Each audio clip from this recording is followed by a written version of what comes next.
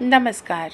आप सुन रहे हैं रेडियो हिंदुस्तान और मैं हूं आपके साथ आरजे स्वयं प्रभा। राष्ट्र नीति में आज का विषय है कि अब भारत में होगी मेडिकल की पढ़ाई हिंदी में।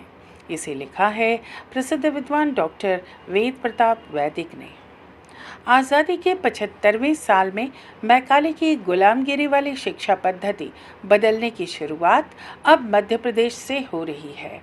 इसका श्रेय मध्य प्रदेश के मुख्यमंत्री शिवराज चौहान और चिकित्सा शिक्षा मंत्री विश्वास सारंग को है।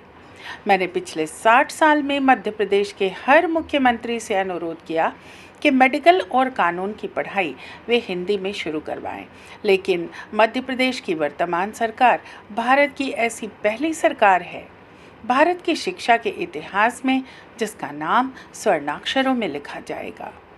भारत के प्रधानमंत्री, शिक्षा मंत्री और स्वास्थ्य मंत्री मध्य प्रदेश से प्रेरणा ग्रहण करें और समस्त विषयों की उच्चतम पढ़ाई का माध्यम भारतीय भाषाओं को करवा दें तो भारत को अगले एक दशक में ही विश्व की महाशक्ति बनने से कोई ताकत रोक नहीं सकती है। विश्व की जितनी भी महाशक्तियां हैं उनमें उच्चतम अध्ययन और अध्यापन स्वभाषा में होता है।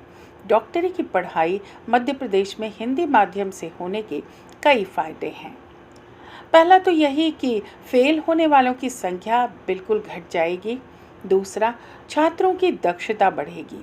70 से 80% छात्र हिंदी माध्यम से पढ़कर ही मेडिकल कॉलेजों में भर्ती होते हैं। इन्हें चिकित्सा पद्धति को समझने में आसानी होगी। तीसरा, मरीजों की ठगाई कम होगी। चिकित्सा कोई जादू टोना बनकर नहीं रहेगी। चौथा, मरीजों और डॉक्टरों के बीच संवाद आसान हो जाएगा। पांचवा, सबसे ज़्यादा फायदा उन गरीबों, पिछड़ों, अनुसूचितों के बच्चों को होगा जो अंग्रेजी के चलते डॉक्टर नहीं बन पाते।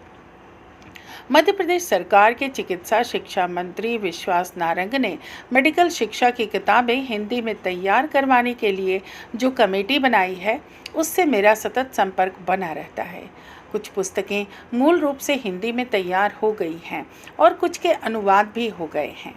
सितंबर के आखिर में शुरू होने वाले नए सत्र से छात्रों को हिंदी माध्यम की छूट मिल जाएगी।